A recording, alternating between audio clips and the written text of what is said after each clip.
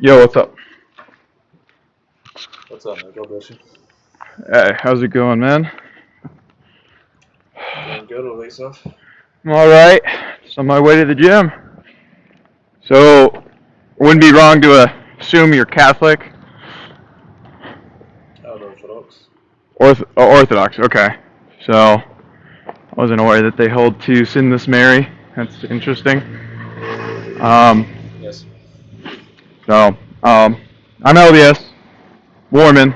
I'm curious to hear what you have to say upon, I have a syllogism that I often use against Marian sinlessness. Obviously, you have Romans 3:23. It says that all has sinned. Mm-hmm. All have sinned and fallen short of the glory of God. That includes Mary. Mary can't be sinless because that takes away what's so special about Jesus, right?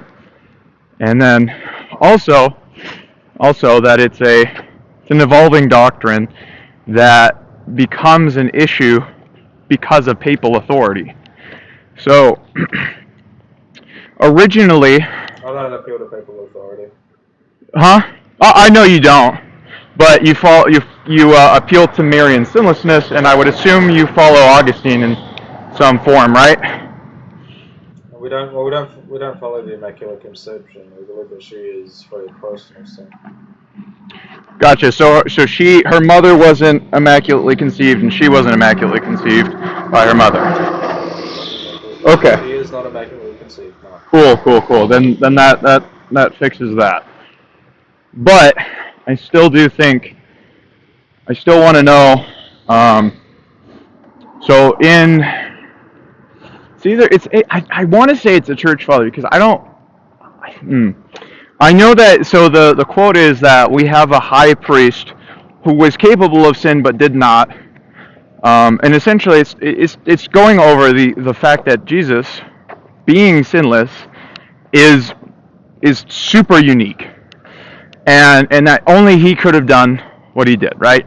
Like the fact he was born in a manger and wrapped in swaddling clothes is a symbol that he was born to die. That was his purpose, right? And he needed to be sinless to do that. So if his mother also being sinless, that takes away from the glory to God. And and I definitely don't That would be the understand. case if that would be the case if we followed the Immaculate Conception, because Jesus is entirely sinless. We don't claim that she's entirely sinless. She's free from personal sin, not the uncorrupted nature. So So like Romans Romans 3:23, personal. it's a general statement about humanity. It's not a list of exceptions. Jesus is already an exception, so the verse can't mean every person without exception. So Mary's sinlessness is by God's grace, not by her own power. So Wait. Are you saying through Romans faith in Christ 3:23? as Savior. Are you saying Yeah, Romans you mentioned 3:20? Romans 3:23. Yeah, Yes. no. So that Christ isn't an Romans. exception there. There's no exceptions listed there. Yeah. So when the verse in Romans 3:23 is talking about all, it also applies for exceptions. For example, infants as well. Those newly born are free No, from personal sin. because No. infants are beings that are completely like they're completely incapable of sinning. Okay, so they are able to transgress. I don't mean infants. I mean like up until the age of 8, you're able to transgress. Transgression upon the law means that you aren't aware that it is a sin, and therefore your intention is not to separate yourself from God, and therefore you can transgress. Because it's like breaking the law while being ignorant of it. It's not a sin because it's not, your intention isn't, I like this thing more than I like following God. It's not a sin. It's not separation. It's transgression. And this would also be what Adam and Eve did, is they That would transgressed. that would also help support my views. So, for Well, right. example, I know that is from your infants, as views. you claimed, infants are incapable of personal sin because sin requires knowledge and choice, like you claimed. Yet Romans 3:23, like you also said, still says all have sinned. So all in the text would also still apply to my interpretation, well not my, but the Church Fathers' interpretation of all. It clearly means humanity as a whole, not every individual without exception. So the verse allows exceptions. For example, Jesus Can obviously can says an you infant can you incapable of personal sin. Can you tell me? Can you tell me? 23 cannot be used to disprove Mary's sinlessness. It's a general statement. Yeah, but that's the thing, right? But that's the thing, right? Is Mary an infant? Is Mary an infant? No, she's not. Okay, is Mary mentally handicapped? Nope. Okay, so what other exceptions that is common in adults that you would say from other scriptures? You're missing the point that I'm making. I'm not missing the point you're making. I'm wondering how. You claim 3:23 to mean all of humanity, each individual person. Yep. And I'm showing you that it can't mean all individual persons because there are exceptions. Okay, so does an infant have personhood? Does an infant have sentience? No. Okay, so therefore, this would not be talking about infants because this would not be in the all part. So when it says all, yes, there is exceptions, but if you're going to claim that Mary is one of those exceptions, you have to tell me what exception class she is a part of. And using scripture, other than like councils, ecumenical councils, church fathers, etc. That's what I'm asking for. Is I'm wondering where you would get the sinless Mary doctrine from within the Bible that you could attribute to that accepted class. Yeah, Luke 1:28. Luke 1:28 says that she's full of grace. It does not imply that she is sinless. Yeah, it does. Yeah, I'll pull up the root word used. We are all given grace, right? So we're all given grace. Yeah, so she was full of grace. She was full of grace, right? Yeah, so and in the English it says, "Rejoice, O full of grace / highly favored one." Highly favored. The word that is used there, which is significant to us, is the word kerakomene. Mm-hmm. It's a root word which means to be fully endowed with God's grace and continuing on from. So okay, so what would you say? What would you say to this idea? That's Jesus inside her. She is full of grace. She is full of Jesus. She's full of God. She is literally full of grace. Do you not think that could be the way it was meant to be interpreted? Well, if it was meant to be interpreted a different way, it could have been there could have been different Greek words used because there are many different words that could have been used for the full of grace part. How do you know that was the to be endowed fully with grace? Can I ask you how you know that was the exact word that was used? Yeah, because it's in the Greek manuscript. Okay, so what is the oldest Greek manuscript we have from Luke? It's the Q source. I'm almost certain it's the Q source. Do you know who the author of the Q source is? Nobody does. Wait. If you had an answer, I'd be very surprised.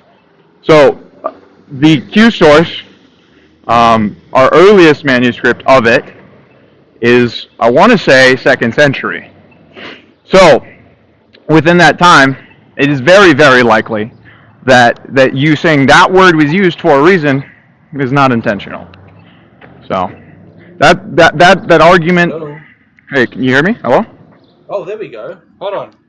Yeah, my Wi-Fi cut out. Okay, that's weird. Sorry, the last thing I heard was you asked me what the oldest Greek manuscript was. Yeah. Is that correct? For Luke specifically. Yeah. It would be the Q source if I'm not mistaken. I'll just double check.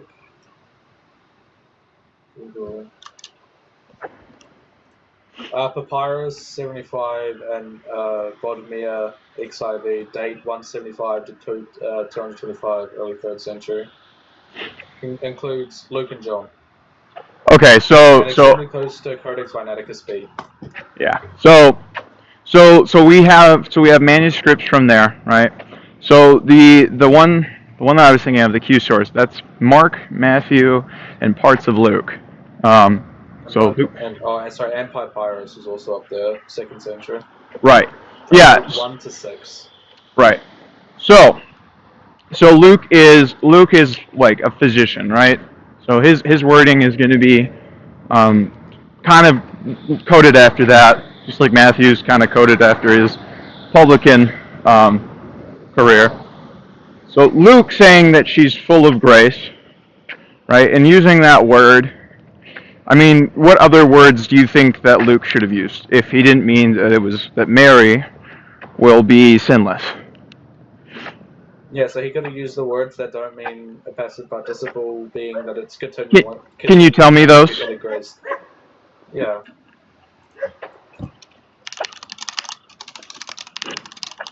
Because I don't mean to attack, but this is like black box, right? You're taking your interpretation and trying to find scripture to support said interpretation. That's not my interpretation. Yeah, and that's also kind of even worse. Because yeah, right, like Yeah, you're taking somebody else's word. That's your thing. Right. The thing is, so first point, one of the words he could have used is Hirish Charan, which means you found favor, which we see he used in Luke 1:30. We've got Charan Eches, meaning you have favor. It's just a present tense, does not describe a current continuity. And then you've got the pretty similar to the word used, but it's slightly different, which is karakaris menne, which is the same root, but it's not intensive. It's a weaker form used for ordinary believers and does not imply fullness or permanence, like the one he used is. So, and then the last one that he could have done is egapa menne, which means beloved. So it's a non-theological greeting and no implication of sanctification. So the sanctification didn't exist when Luke wrote that. Just first and foremost. So in other words, inherently, sanctification didn't exist. Sanctification, as in like becoming a saint, as in cleansing, sure, being cleansed, yeah, this isn't sure. What this is talking about. Right. So cool. So I see nothing to imply that this does not mean Jesus is within her and she is carrying literally God as child. I see nothing to imply that within the argument. Yeah, so if we look at the word that is used, karakolmene, right? It's which means grace already given. Right. Passive voice. God she was conceived. And its unique usage is never used this way for anybody else. And it's also used as a title, not a description as well. Right. You could have said, you found favor, or you have favor, but instead he uses the word, kerakomeni, a perfect passive meaning, one who has been filled with grace and remains so, indicating a lasting state, not a momentary favor. Lasting state. Is pregnancy lasting? It's 9 months. Okay. Also, pregnancy is a lasting state. It's 9 months. Okay. So that's first argument. Second argument is that it depends on the context. So if you're saying she was pregnant and continued to be pregnant until her birth, sure. Yeah. But in the sense of eternity, no. It doesn't imply eternity. And also, who else has birthed the Son of God? No one. Who else with the Son of God? Who else has carried in womb the Son of God? Nobody. So the exclusivity of her title is not anything special. It's just that who else has birthed the Son of God? Like I get the reasons you see that, but it's also like nobody else has done that. She's carrying Jesus for 9 months. She is full of grace. I fail to see how a sane person can argue that makes her sinless for all of the rest of her life. I've given you the 4 alternative words, with one being extremely similar, which would relate to your argument that you're saying. Because if your argument is true with the one you just said, right? If he was matching the words to what you've just said, he could have used the word that I told you about just before, but he didn't. Right. That means it I'm not. Continues on forward. Why would he use a word? Okay, so he's obviously being respectful towards Mary. Okay, he's obviously being respectful towards Mary. I am 100% down for that. We as LDS, we don't venerate Mary, but we respect Mary to a much greater degree than most Protestant. Okay, but it doesn't make her sinless. That title is a venerative title, but it doesn't make her sinless. It says it's literally you're right. It's a title. It's a title of respect. The Mother of God, she birthed the literal Son of God. Sorry, I think you've got it confused. When I said title, I'm not referring to the title of Mother of God. That's not what I'm referring to. I know what you're referring to. You're referring to the Greek word which I am not. Sinners, not God, not the Son, not the bearer of God. That's not. I'm not referring to Theotokos. I understand you're not talking about Theotokos. I understand that. The word that I'm referring to, the one I can't say it because I've only heard you say it, and I have to read it. Yeah, there you go. And that word, you said, is a title. It means continuing to have, continuing to be full of grace. It's a title, not a descriptive word, yes. Right. So it's a title of Mary, being full of grace and continuing to be full of grace. Okay. Yes. Which you have attributed that being full of grace means forever, which I don't agree with that. And then, but also, if you think about it, she can be full of grace for 9 months, like continuing to be called that really highly respected title and still not be sinless. And furthermore, this is just a completely, like, it's on topic, but do you believe that Mary had other children? Do I believe she had other children other than Jesus? No. So who do you think the onlookers were saying that Jesus' brothers and sisters were from? Do you think that Joseph was unfaithful? No. So the Greek word that's used in that one simply just means close friends, relatives, etc., like people from Nazareth. And to go back to your thing, so close friends. So don't switch. We'll get to that in a second. We don't claim kerchomene means grace for eternity. We claim it means grace before the greeting and still grace at the time of greeting. That rules out the obviously just for a moment, which you're claiming. I'm not claiming just for a moment. 9 months is no moment. Temporary. Yes, I know, that's what I mean.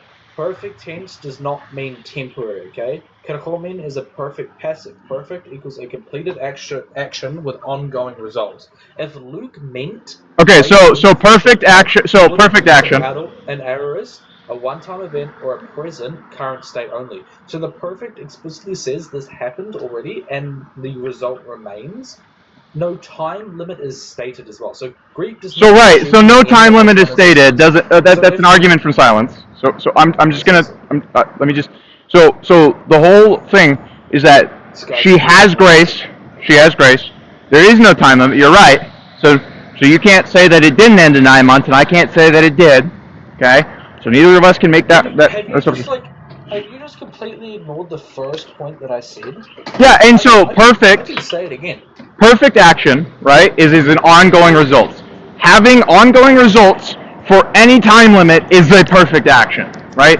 I'm very familiar with the tenses. I'm very familiar with how they work. And I'm telling you that nothing you've presented here is capable of swaying a reasonable person to say that means that she is perfect and sinless. Sinless, not perfect, sorry. Can you explain to me what perfect tense means? Like you said, perfect tense is something that has already happened and will continue to happen because it being passive has been given to her.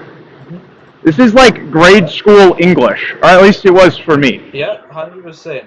So, and what could Luke? So, what would Luke have used? What do you think Luke should have used to mean what you're claiming? He would have. I think he could have used. I think he used the word that he did, and I think it means what I think it means, not what you think it means. I don't think he should have used a different word, and I don't think. That's a great argument. Yeah. It's going to get really loud here in a minute, Matt. I'm so sorry.